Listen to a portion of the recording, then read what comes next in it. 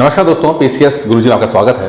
दोस्तों आज एक बहुत ही इंपॉर्टेंट पॉइंट पे डिस्कशन करेंगे और वो है हिंदुस्तान टाइम्स जो पेपर है वहाँ पर एक बहुत अच्छा आर्टिकल आया है। आर्टिकल जो है मनोज जोशी जी ने लिखा है, जो बहुत ही फेमस रिसर्च फेलो हैं। अब ये आर्टिकल जो है वो है तो अंग्रेजी में, लेकिन चूंकि हम लोग यूपी पीसीएस की तैयारी कर रहे हैं तो कुछ महत्वपूर्ण पॉइंट जो है वो इस आर्टिकल्स को इस आर्टिकल में जो दिए हैं वो मैं आपको आसान भाषा में समझाऊंगा, जो कि इंग्लिश और हिंदी दोनों मीडियम वालों को समझ में आ जाए। जो आप लोग बोलते हो कि हिंदी मीडियम का सिलेक्शन कम होता है, तो इसका मुख्य कारण ये भी है कि हिंदी मीडियम वाले जो हैं वो अपने कंफर्ट जोन में रहते हैं और चाहते नहीं है कि इंफॉर्मेशन जो है वो दूसरे माध्यम से, दूसरी भाषा से भी ली जाए। तो अगर आप लोग सीरियस हैं और चाहते हैं कि एसडीएम बन जाएं तो आपको इंफॉर्मेशन लेनी पड़ेगी, और उसमें मैं आपकी हेल्प कर सकता हूं। जो अंग्रेजी का ये आर्टिकल है उसमें मैं आपको हिंदी में ट्रांसलेट करके आसान भाषा में समझा दूंगा, आप चाहें तो नोट डाउन कर सकते हैं। चूंकि ये पॉइंट बहुत इंपॉर्टेंट है और मान के चलिए कि यूपी पीसीएस के ऊपर कहीं ना कहीं चाहे मेंस में या प्री में आपको इस चीज को डिस्कशन करने को मिल जाएगा। टॉपिक है what are third Xi term could mean for India. Xi Jinping यानी कि चाइना के प्रीमियर है, और चाइना के जो प्रीमियर है वो जो है वो तीसरा टर्म जो है वो लेने जा रहे हैं। ये मेरे पेपर का कॉपी है हाथ में, जिसमें मैंने मार्क किया हुआ है, आपके लिए मैंने यहां पे किया हुआ है कि तीसरा टर्म जो है वो शी जिनपिंग को मिल रहा है। अब ये तीसरा टर्म हिंदुस्तान के लिए, दुनिया के लिए कैसा रहेगा, खासकर हम इस वीडियो में हम हिंदुस्तान के बारे में डिस्कस करेंगे कि हिंदुस्तान के लिए क्या ये क्रूशियल रहेगा, और अभी तक शी जिनपिंग ने किस चीजों पे ज्यादा ध्यान दिया है और कैसे शी जिनपिंग जो है एक बहुत बड़े चैलेंज के रूप में, हिंदुस्तान की अगर बात करते हैं तो बहुत बड़े चैलेंज के रूप में सामने आए हैं। तो कुछ पॉइंट्स ऐसे हैं जो शायद आप पहली बार जानोगे, और कुछ पॉइंट्स ऐसे हैं जो शायद हमारे पॉपुलर मीडिया के माध्यम से हमें नहीं पहुंच पाते, यानी कि जो न्यूज वगैरह जो होती हैं। अब कई बार न्यूज चैनल वाले सिर्फ वन साइडेड एंगल दिखाते हैं, कभी भी दूसरी तरफ का एंगल नहीं दिखाते, लेकिन जो मनोज जोशी जी ने बहुत बैलेंस अप्रोच लिया हुआ है। सिर्फ ये नहीं बताया कि देशभक्ति नेशनलिज्म के चक्कर में नहीं फंसे हैं, दोनों एक काउंटर बैलेंस करने की कोशिश की कि रियलिटी क्या चीज है। तो आप इस पॉइंट को जरूर लिखने की कोशिश कीजिएगा। अब शी जिनपिंग जो है वो तीसरे टर्म के लिए आ रहे हैं। पहले चाइना में क्या होता था कि किसी भी उसके लिए कोई भी प्रीमियर जो बनता था वो 10 साल के लिए ही मैक्सिमम रह सकता था। शी जिनपिंग ने आकर संविधान में संशोधन किया और तीसरे टर्म के लिए भी अब वो अलाउ हो गए हैं, उन्होंने कुछ संशोधन किया। तो इस बात से आप एहसास कर लो कि शी जिनपिंग कितने स्ट्रांग लीडर हैं चाइना के अंदर, कि उन्होंने संविधान में संशोधन करके ही अपना जो टर्म है वो एक बढ़ा लिया। तो बहुत एम्बिशियस है, बहुत पावरफुल है, पहली चीज ये है। ठीक है, अब इसका जो है ये हमारे ऊपर कैसे इसका असर पड़ेगा वो हम यहां पर आज हम देख लेते हैं। पहले समझिए कि जो शी जिनपिंग है उन्होंने एक ना बहुत ही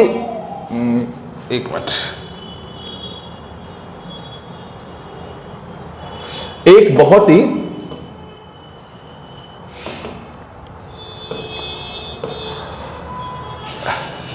इंपॉर्टेंट चीज है, वो है कि चाइनीज नेशनलिज्म के ऊपर इन्होंने बहुत ज्यादा फोर्स किया। अब ये पॉइंट नंबर 1 है, ये काफी ज्यादा इंपॉर्टेंट है, इसको लिखिएगा जरूर कि चाइनीज नेशनलिज्म क्या है। नेशनलिज्म, चाइनीज नेशनलिज्म, चाइना वाला चाइनीज नेशनलिज्म। अब चाइनीज नेशनलिज्म राष्ट्रवाद, चाइना का राष्ट्रवाद। अब चाइना का राष्ट्रवाद जो है इस बात को लेकर शी जिनपिंग ने बहुत ज्यादा ध्यान दिया है। अब नेशनलिज्म का जो माहौल है पूरी दुनिया में चल रहा है, हिंदुस्तान के अंदर बहुत ज्यादा माहौल नेशनलिज्म का देख रहे हैं, बाकी देशों में चल रहा है। जब जब आर्थिक स्थितियां सही नहीं रहेंगी तब तक ऐसी पावर्स जो कि राष्ट्रवाद या राइट विंग जो होते हैं वो लोग ज्यादा सत्ता हासिल करने में कामयाब हो जाएंगे, चाहे डोनाल्ड ट्रंप हो, चाहे नरेंद्र मोदी हो, चाहे शी जिनपिंग हो, चाहे पुतिन हो, कोई भी हो। जो राइट विंग है, नेशनलिस्ट थोड़ी रखते हैं, ऐसे टाइम पर जब क्राइसिस है, इकोनॉमिक क्राइसिस है, उस समय ऐसे नेता बहुत आगे बढ़ जाते हैं क्योंकि लोगों में थोड़ा सा नेगेटिव डर का भावना ज्यादा रहती है।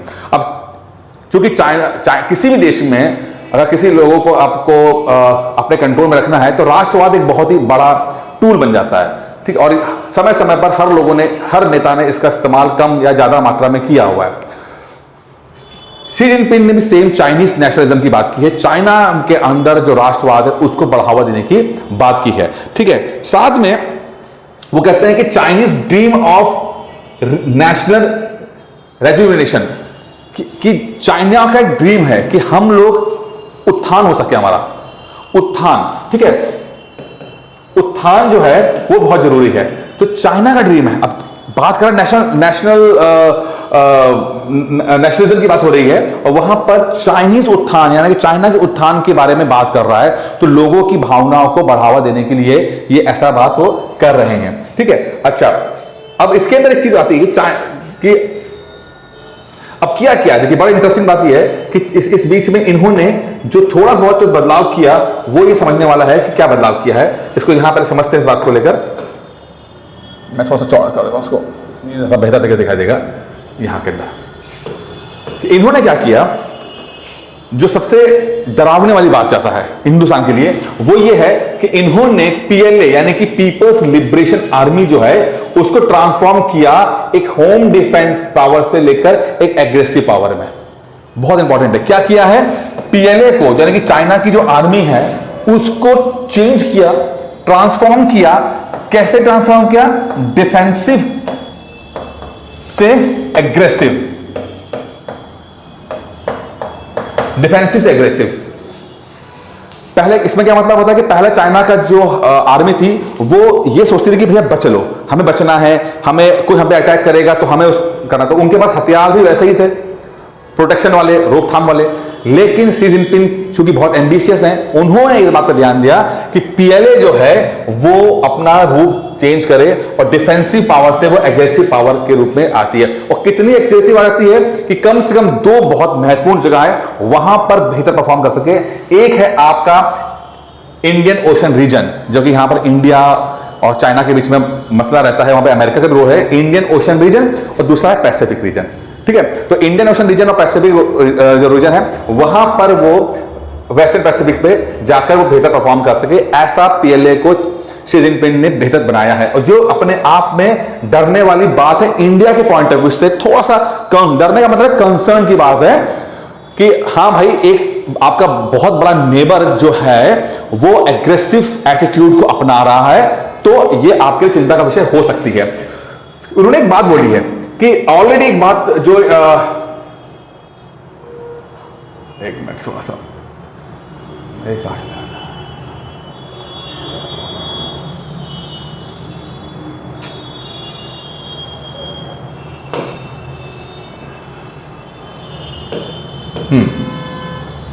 यहां पर आप देखिए कि ऑलरेडी देखिए उन्होंने बेंचमार्क किसको किया, बेंचमार्क किया है कि अपने आप को बेंचमार्क करते हैं अमेरिका के बराबर, यानी कि वो चाहते हैं कि अपने आप को वो अमेरिका के बराबर कर सके।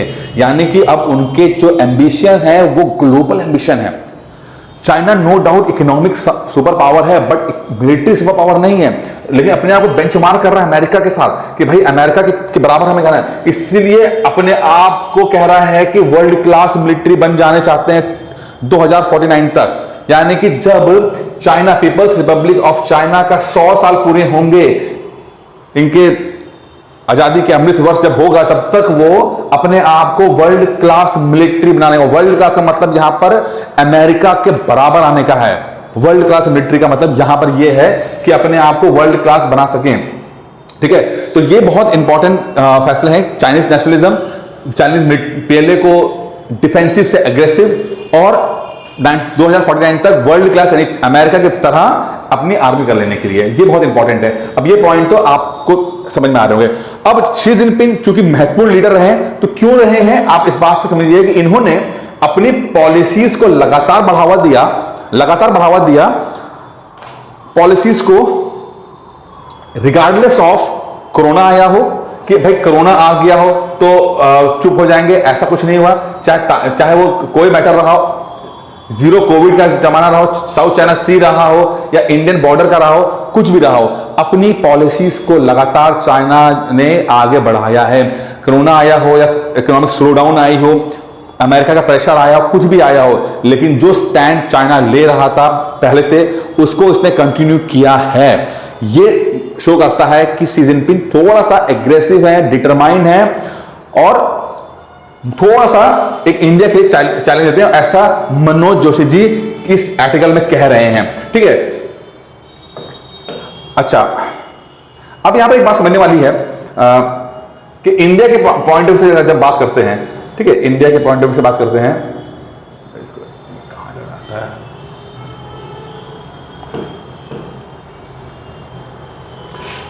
आप समझिए इस बात को कि इंडिया के पॉइंट ऑफ व्यू बात करते हैं कि ये कि भाई हमारी जो इकोनॉमी है, नो डाउट इंडियन इकोनॉमी जो है वो ऑलरेडी चाइना से बहुत छोटी है, ठीक है, बहुत छोटी है।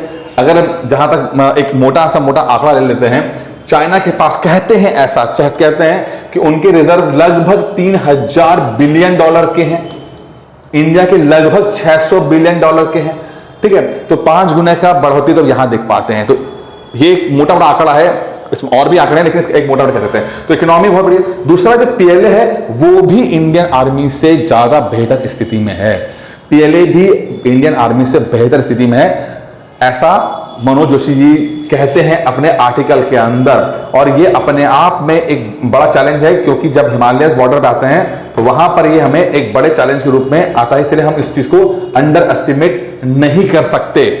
इकोनॉमी छोटी है हमारी, और हमारी इंडियन आर्मी भी वेल इक्विप्ड उतनी नहीं है जितनी की आपका चाइनीज आर्मी है, ठीक है। अब यहां पर एक और मसला आता है आपका, जो इंडिया को चैलेंज फेस करना पड़ा, वो है आपका दूसरा नोटोरियस नेबर पाकिस्तान। अब पाकिस्तान और चाइना मिलकर एक गठजोड़ बनाते हैं, और वो क्या करता है, प्रॉब्लम क्रिएट करता है कि इंडिया के ऊपर दोनों फ्रंट के ऊपर प्रॉब्लम क्रिएट करता है। Western front Pakistan, eastern front China.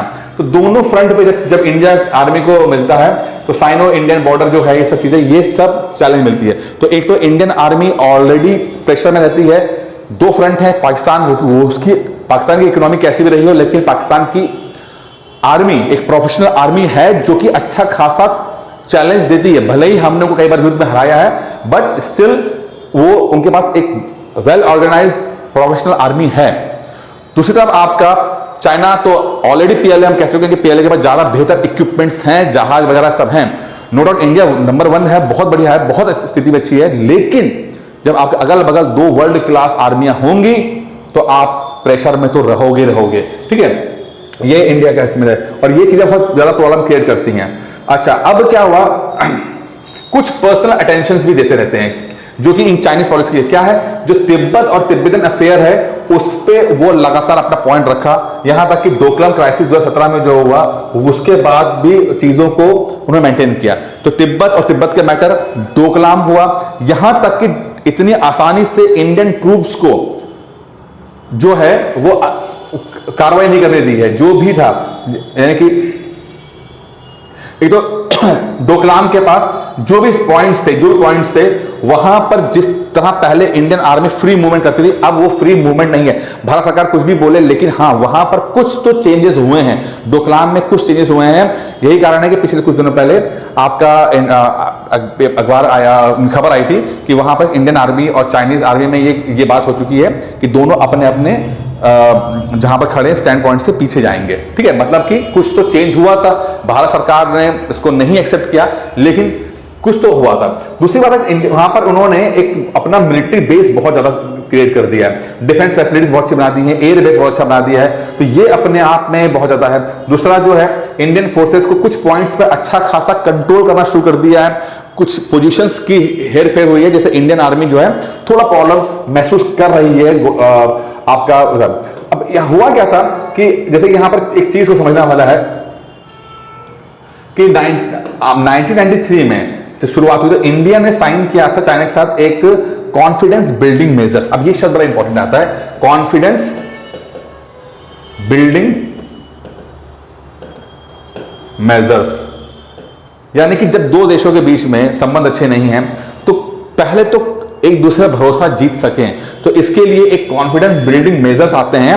यानी कि लोग मिलेंगे, बात करेंगे, कुछ यहाँ के व्यापारी वहां जाएंगे, कुछ वहां के व्यापारी यहाँ आएंगे, कुछ फिल्म इंडस्ट्री के जाएंगे, कुछ कल्चर एक्सचेंज होगा, इस तरह से बातें होती है, जर्नल आपस में बातें करते हैं, फ्लैग मीटिंग्स होती हैं। तो एक तरह का भरोसा जीता जाता है कि हाँ भाई लड़ाई तो कोई ऑप्शन नहीं है, बट हाँ अगर कुछ पॉइंट पर डिस्प्यूट है तो हम लोग थोड़ा सा, तुम थोड़ी हम अपनी कहें, थोड़ा तुम हम अपनी सुनाओ, और एक कॉन्फिडेंस बिल्डिंग मेजर्स हम करें जिससे कि चीजें बेहतर तरीके से हम लोग डील कर सकें, हमने पॉइंट पर आ सके। अब उसमें यहां पर एक बात बोली गई थी कि अगर 5000 से ज्यादा लोग होंगे, अगर 5,000 से ज्यादा लोग होंगे तो आपको परमिशन लेनी पड़ेगी। यानी कि अगर आप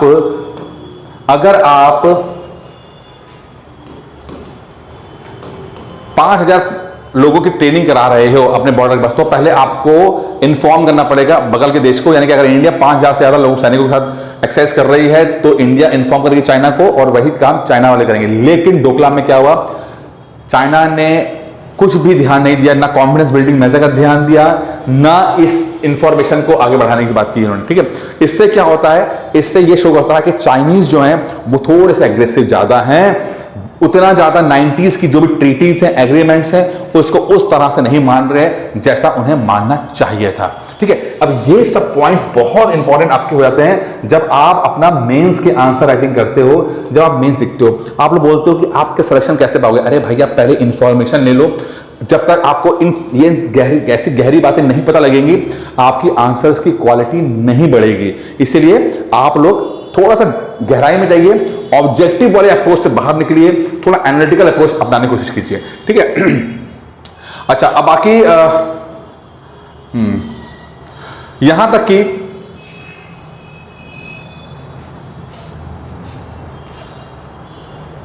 यहां तक कि जब हिंदुस्तान ने मतलब ये एस जयशंकर जी का, एक हमारे जो फॉरेन मिनिस्टर हैं, उनका ये बयान है कि यहां तक कि चाइना वाले जो हैं इतना ज्यादा एग्रेसिव हो रखे हैं कि जब हमने पूछा कि भैया तुमने ऐसा क्यों किया, ऐसा तुमने क्यों किया, युद्ध क्यों किया, तो वो अपना कोई भी सेटिस्फैक्टरी आंसर नहीं बता पाए। यानी कि जो 90s के दशक में जो हमारे और चाइना के बीच में एग्रीमेंट्स हुए हैं, कॉन्फिडेंस बिल्डिंग मेजर्स हों या दूसरे एग्रीमेंट्स हों, शायद चाइना उससे अपने आप को बाहर निकालना चाहता है। वो चाहता नहीं है कि उसकी कोई भी फॉरेन पॉलिसी के ऊपर या कोई भी एक्शन के ऊपर पहले से चला आ रहा जो कंट्रोल है वो किया जाए, क्योंकि 90s का चाइना और सन 2022 का चाइना दोनों में डिफरेंस है। ठीक है, हम अभी तक उस चीज को रिस्पेक्ट कर रहे हैं। सवाल ये बनता है क्या इंडिया को भी चाइना की तरह अब थोड़ा सा कुछ पॉलिसीज के अंदर, कुछ एक्शंस के अंदर बदलाव करना चाहिए, या जो एग्रीमेंट चला आ रहा है उस एग्रीमेंट को कंटिन्यू करना चाहिए, या उसके अंदर कुछ अमेंडमेंट करना चाहिए? ये अपने आप में पॉइंट है। 1960s में इंडिया पाकिस्तान के बीच में वर्ल्ड बैंक के माध्यम से एक रिवर का जो डिवाइड हुआ, रिवर का डिवीजन किया, कुछ रिवर इंडस रिवर डिवीजन जो है वो कुछ चाइना पाकिस्तान चले गई, कुछ इंडिया में रह गई, तो पानी का जो बंटवारा हुआ है, वाटर ट्रीटी कहते हैं, वाटर डिस्प्यूट ट्रीटी है। तो आज 50 साल के बाद, 60 साल के बाद, क्या वही ट्रीटी कंटिन्यू होनी चाहिए? उस समय का माहौल अलग था, उस सिचुएशन अलग थी। आज माहौल और सिचुएशन अलग है, हमें अब ज्यादा पानी की जरूरत है, हम अपना पानी जानबूझ के वहां दे रहे हैं। तो क्या आपको लगता नहीं है कि हिंदुस्तान को भी अब पॉलिसीज मेकओवर की जरूरत पड़ती है? सेम बातें यहां पर आप देख रहे हो कि चाइना वाले तो इस चीज को कर रहे हैं। और सबसे बदतर बात क्या है? सबसे बदतर बात यह है कि मोदी जी और शी जिनपिंग पिछले कई सालों में लगातार एक दूसरे से मिलते रहे हैं। यानी कि बड़े बड़े नेता जब मिल रहे हैं उसके बावजूद भी ना डोकलाम की समस्या सॉल्व हो रही है, ना कॉन्फिडेंस बिल्डिंग मेजर हो रहा है, ना कोई हम फ्रेंडशिप के उसमें डायरेक्शन में आगे बढ़ रहे हैं। तो लोग मिल रहे हैं, फोटो सेशन करा रहे हैं, लेकिन सर अब लोग जो हैं वो एक्सपर्ट बन गए हैं अपने आप को, उनका इमेज को क्लीन रखने के लिए, कि अब वो खुल के स्टेज पर कैमरे पे नहीं बात करते हैं, और कार्रवाई जो होती है वो पीठ पीछे हो जाती है, चाहे वो डोकलाम का केस हम देख रहे हैं, चाहे हो जाए। तो अब इतना ज्यादा होने के बावजूद भी चीजें बहुत ज्यादा ट्रांसपेरेंट नहीं है। ठीक है, अब आपको यहां ये देखना है कि क्या इस इंडिया की जो पॉलिसी है वो चेंज होगी, या इंडिया के पास कोई चैलेंजेस हमने पढ़ ली हैं, इंडिया कैसे डील करेगा, इंडिया कैसे टैकल करेगा, ये सब आपको देखना है, क्योंकि इस टॉपिक पे कोई ना कोई क्वेश्चन तो बन ही जाएगा। प्लस अगर आप तैयारी कर रहे हो अच्छी तरीके से तो तैयारी कीजिए, और कुछ प्रॉब्लम आती है तो इस नंबर पे आप मुझे कॉल कर सकते हैं, बात कर सकते हैं। एक यूपीपीसीएस का एक कोर्स चल रहा है 2023 के लेकर, ठीक है, प्री प्लस मेंस का, आप चाहें तो वो कोर्स कर सकते हैं, इसके लिए भी आप मुझे फोन कर सकते हैं इसके अंदर। बाकी दोस्तों इस आर्टिकल में इतना ही था, कई पॉइंट्स में जान लिया है, लेकिन ये चीजें अभी तक इस एक आर्टिकल से खत्म नहीं होंगी। हम कुछ और आर्टिकल्स भविष्य पढ़ेंगे जिससे कि आपका ये टॉपिक पूरी तरह से क्लियर हो जाए। फिलहाल के लिए